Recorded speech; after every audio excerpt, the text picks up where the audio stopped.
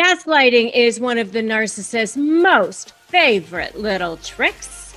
They use it a lot, whether they're covert or overt, and so you really want to be familiar with their key gaslighting phrases. And by the end of this video, you're going to have 8 of them, so stay tuned.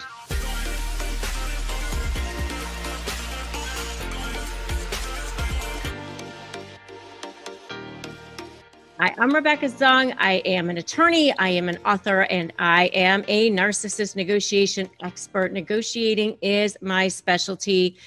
Even if it's not a formal negotiation, if you're just having to manage or deal with them, you still are basically negotiating with them. So make sure that you subscribe to my channel and hit that notification bell. And that way you will have the power in your hands on how to deal with them. So let's talk about this gaslighting thing. So narcissists love to use gaslighting. It is a way to make you feel like you're crazy. It is a word that stems from an old movie, which was also apparently a show back in the 30s. And what the premise was is there was a husband who was trying to make the wife feel like she was crazy.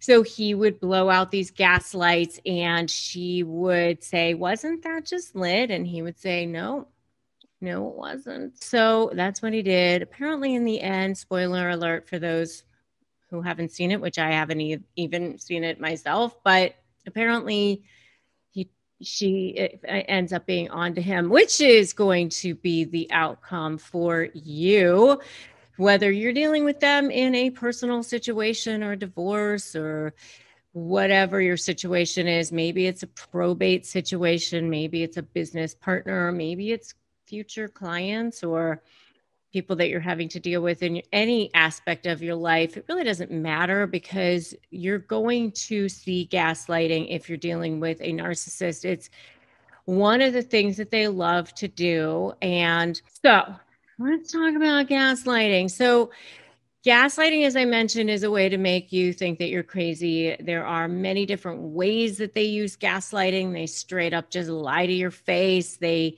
manipulate reality. They project, they deflect, they use other people as their scapegoats, or they just, try to coerce you and pressure you. However they're using it, it's basically all the same. And they use it if they're covert, they use it if they're overt. It doesn't really matter what kind of narcissist you are looking at.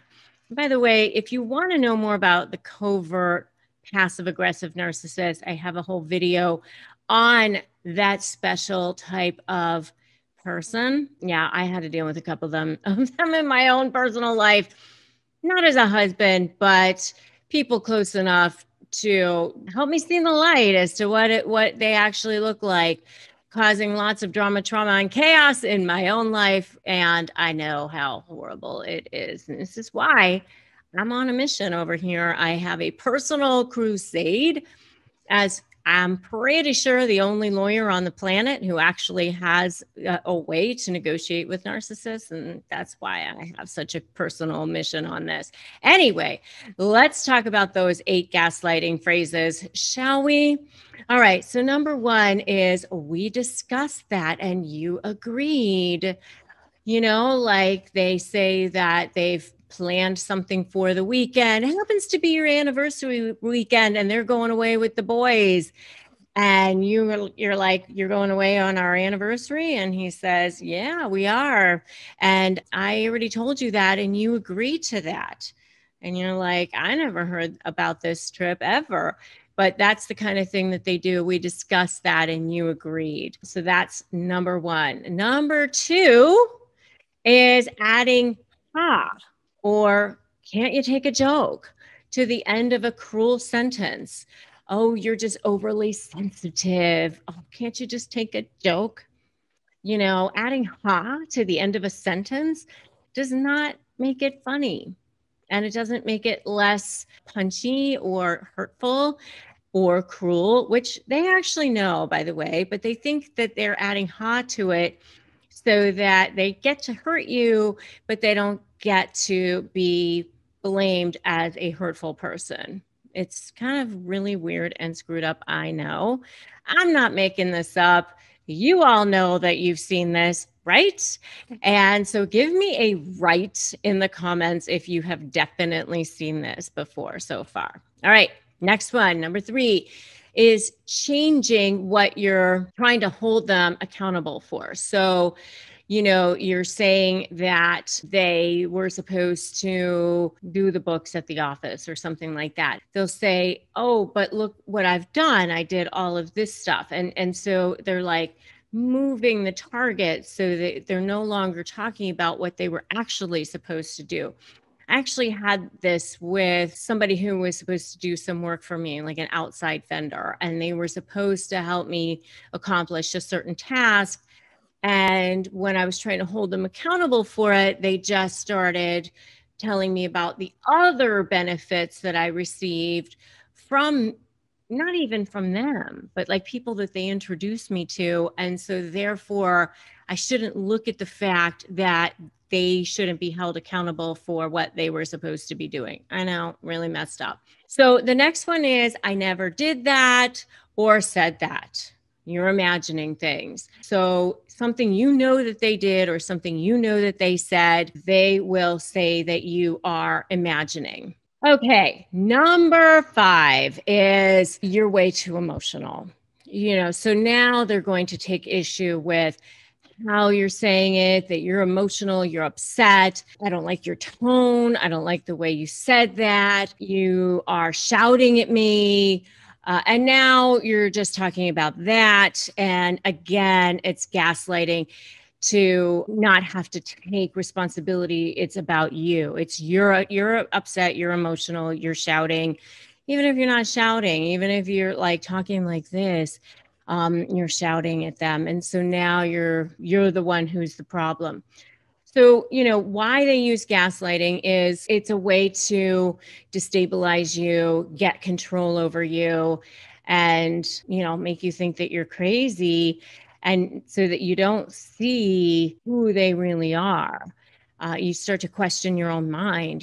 You're seriously traumatized, and sometimes, getting over that can be as bad as being deprogrammed if you were in a religious cult or something like that.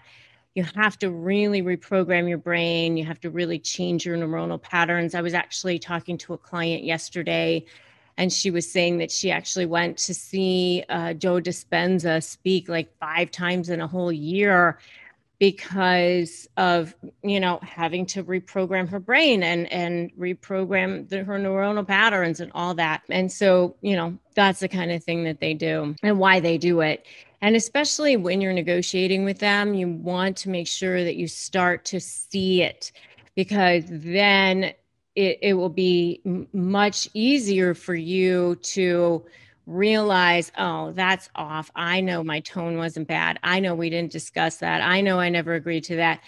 And it will give you so much more power when you are negotiating with them. All right. So the next one is you're just insecure, or maybe you're just jealous. You're making too much of things. This is especially if you're in a personal relationship and you're trying to call them out on their behavior, or you catch them, doing something that they shouldn't be. They'll just try to make it seem like you're the one who's, crazy, insecure, jealous, making too much of things or whatever. The next one, number 7, is you're just crazy, or it's your fault. So in other words, if they ended up doing something that they shouldn't have, maybe they cheated on you or something like that, it becomes your fault because you didn't give them enough sex or something like that. I do have a whole video, by the way, on narcissism and sex and how narcissists do use sex to control you. It's really an extension of how they behave in the rest of their lives and in their world and in their relationships.